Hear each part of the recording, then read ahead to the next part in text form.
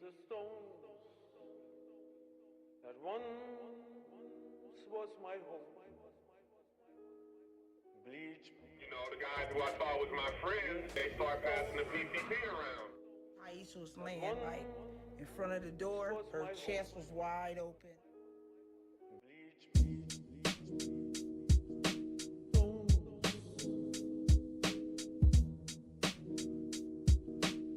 Hip-hop is one of the most influential music genres worldwide. Its core elements, particularly that of rhythm, rhyme, and beats, can be traced back to its roots in poetry. It's an outlet for artists, many with a prior interest in literature, to express themselves. Hip-hop, specifically rap, allows the artist to tell a story or to address a message in the form of a catchy tune. For many artists, it can be a mode of storytelling. Some rappers, such as Biggie Smalls, Ice Cube, Tupac, and Eminem, have gained massive fan bases for this. Being raised around poor socio-economic conditions, in addition to an upbringing surrounded by crime, racism, and corruption, they have been able to adapt their struggles and hardship from their life and have turned them into hit songs for millions of people across the globe to enjoy. With this, they have also been able to turn their life around, escaping those harsh conditions of poverty and instability. But what happens when, instead of using rap fame as a creative outlook and a teaching for others, the stories you tell in your songs only enhance your negative behaviors and worsen you as a person? The messages you mean to spread enhance your capability of doing bad instead of good. That seems to be what happened to a man by the name of Antron Singleton, better known as Big Lurch.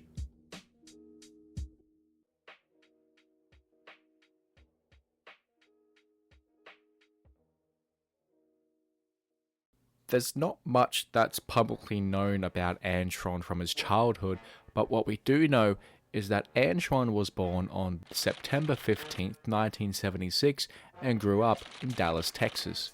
He began writing poetry at just 7 years old and began performing on stage at the age of 15. He would develop the name of Big Lurch, a joint derivation of Lurch from the Addams family, and his imposing 6'7" height that made him tower over many other rappers. In contrast to the common rap themes of drugs, sex, and gang violence, Antron would instead base his songs around dark and gothic-themed topics such as murder, serial killers, vampires, and cannibalism. The majority of the themes contained within Lurch's discography mainly explored the mindset of a killer and expressing the instinctiveness to kill. These ideas that Lurch included in his songs would later be attributed to a subgenre that he became known for, that being horrorcore. From what I can describe, horrorcore is best described as being a form of transgressive art. Unlike gangster rap, which is a subgenre of rap music that conveys the culture and values typical of urban gangs, reality of the world, and street hustlers, horrorcore tends to paint a darker, more psychological picture of the story the artist is telling. Horrorcore artists put an emphasis on the realism of violence, abuse, and trauma to the point where the lyricism can become upsetting, gruesome, and even gory. Violence is often exaggerated, and things like mental illness and drug use are often portrayed in disturbing detail. This genre of rap would be the style that groups such as the 3 6 Mafia, Ghetto Boys, and Insane Clown Posse would become the forefront for, one that Lurch would begin to use going forward. After making a name for himself throughout Texas during the mid-90s, Lurch made the move to the San Francisco Bay Area, where he signed with MCA Records.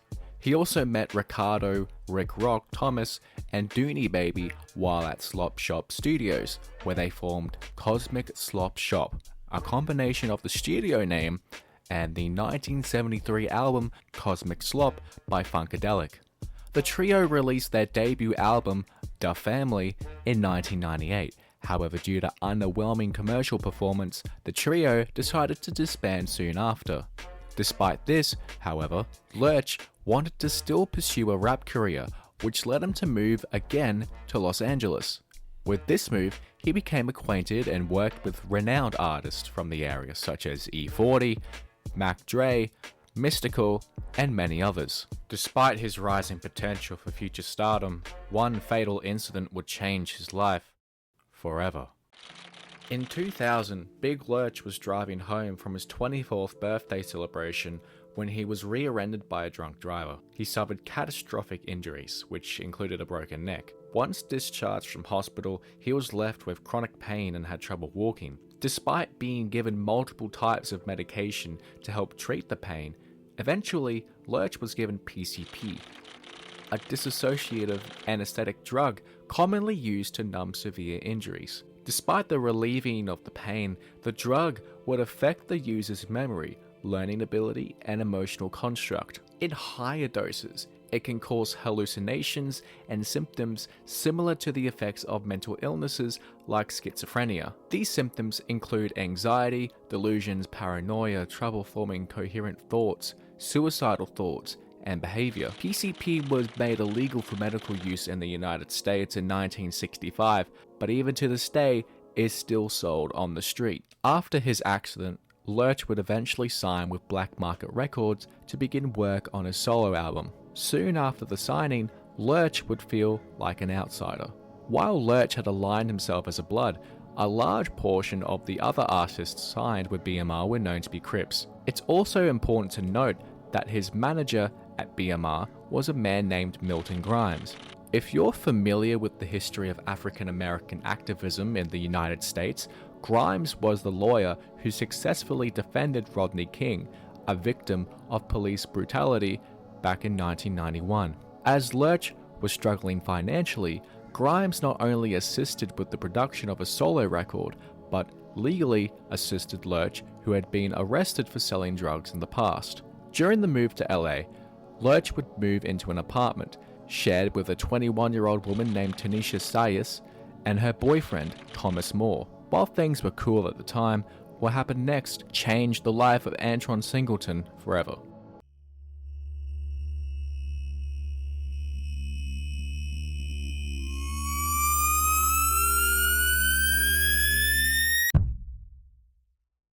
Antron, Tanisha, and Thomas held a party in their apartment on the 9th of April 2002. While there, Antron claims his last clear memory involved members at the party feeding him cigarettes that were dipped into a liquid form of PCP. Eyewitness testimony, however, revealed that the rapper had reportedly told everyone to leave the house except Tanisha.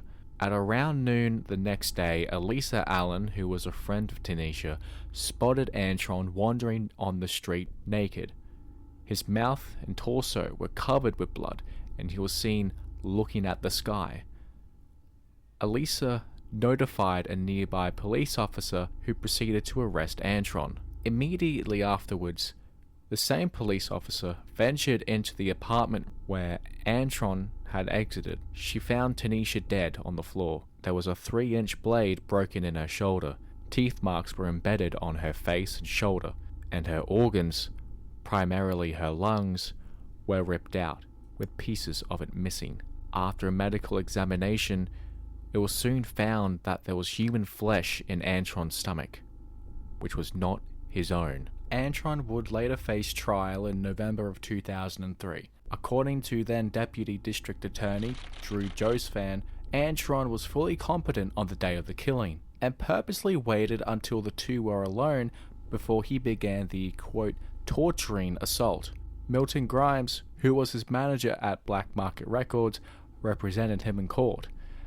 The defense pleaded not guilty by reason of insanity, with Grimes arguing that Antron was in a psychotic state due to his use of PCP the night before the murder, and thus wasn't in control of his own actions, as he wasn't even in control of himself. This didn't work though, as the court ruled that his intoxication and so claimed insanity were not satisfactory reasons for committing the crime.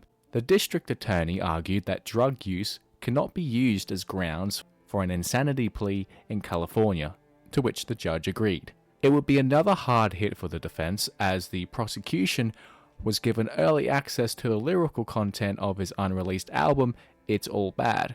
They showed the jury a quote and a chorus from the song named I Did It To You. The phrase read, "I'm like a vampire, fresh meat, I can't pass it." And with that, the jury had made their verdict. After the court came back from lunch, Antron Singleton was sentenced to life imprisonment without possibility of parole. In the eyes of the law, it was an open and shut case. A man found bloodied up, escaping from an apartment where a body of a woman ripped to pieces was found, and with some pieces found in his stomach. However, if you look back from the police report right through the trial, some things don't add up. Not only that, but Antron also has an unlikely ally who believes in his innocence. Despite the case being closed and Antron now placed into prison, there are a few unexplored contents of the case that have remained unanswered to this day. Antron maintains that he remembers nothing, as he was too high from the PCP to recall the events of that night. Do I know what happened? No, because I was really that high. Antron did say, though, that there were young dogs at the house, pit bulls to be exact, and that police seemingly didn't bother to check the bite marks on Tanisha to see if they were canine. Furthermore, there seems to be little to no information from other eyewitnesses that confirm that there were canines at the property. So whether this is true or not, we don't know. It's also important to remember that there were no prior instances, according to Antron, that would suggest that he had a negative view of Tanisha. One important person to note in this case is the mother of Tanisha. It would be safe to assume that Carolyn, the mother of the murdered Tanisha, would have a biased view of Antron. But this wasn't the case. Carolyn doesn't believe Antron killed Tanisha. In fact, she believes Antron had zero ill intent towards Tanisha to begin with. Carolyn believes that Tanisha's boyfriend Forrest set up Antron. Forrest was abusive and Tanisha was going to leave him on the day she was murdered. Other evidence not used includes a footprint, bloody fingerprints on doors, and a shoe at the back door. DNA evidence was gathered, but then police lost it, and even then, the DNA did not match Antron. On November 7th, 2003, Antron Singleton was sentenced to life in prison without the possibility of parole. He remains incarcerated to this day at the California State Prison and is still serving his sentence, and still seeks legal avenues for a retrial. Immediately after being imprisoned, Antron's record label released both his debut album, It's All Bad, and a documentary titled Drugs Made Me Do It, both without his permission. Tanisha's mother also filed a wrongful death lawsuit against his record label and his bodyguard, claiming that his record label had provided him with drugs to, quote, encourage him to act out in an extreme violent manner so as to make him more marketable as a gangster rap artist. So we reached the end, and what can we make out of this? Well, the case is a difficult one to really decide on. On one hand, it's quite obvious that Antron did what he did. Whether he was in the state of mind or not, regardless of what your opinion is about that, the fact is they found a piece of human matter that wasn't his inside his stomach. On the other hand, however, it's quite easy to point out some missing links in the case. For instance, they found a ton of clues and pieces of evidence that they just didn't bother to bring up in the court case. And this might be in due part to the poor planning of the defense, because as we know, Milton Grimes sort of had a bias against Antron. Perhaps it's a whole big cover-up of the murder and protecting themselves, as they didn't like Antron. Both Milton, BMR, and whoever the boyfriend of Tanisha may have been involved with. I also think that the PCP argument that they did try to use in the court hearing wouldn't have held up anyway. Not only because you can't just say that you are insane because of a drug, you can still come down from that and still regain a sense of reality, but also because throughout the whole, not only case, but prison sentence as well. Antron, or should I say Big Lurch, has constantly said that while he doesn't remember what happened between when the PCP was smoked and when he woke up in the jail cell, for some reason he seems to really stick by his guns when he gets asked, did you do it? Or did you want to do it? Because he quite often says he didn't, which for someone who wouldn't know where he would be at one time under the influence of PCP, I don't think that really adds up either. But that's it. I hope you enjoyed this episode of Scare Studies. I'm going to attach this document that I used for the video script in a Google Drive document so you can access it for yourself, read up some of my notes, and even if you want to do your own research on this subject, you're more than welcome to. But other than that, thank you for watching. Hope you have a great day, and bye for now.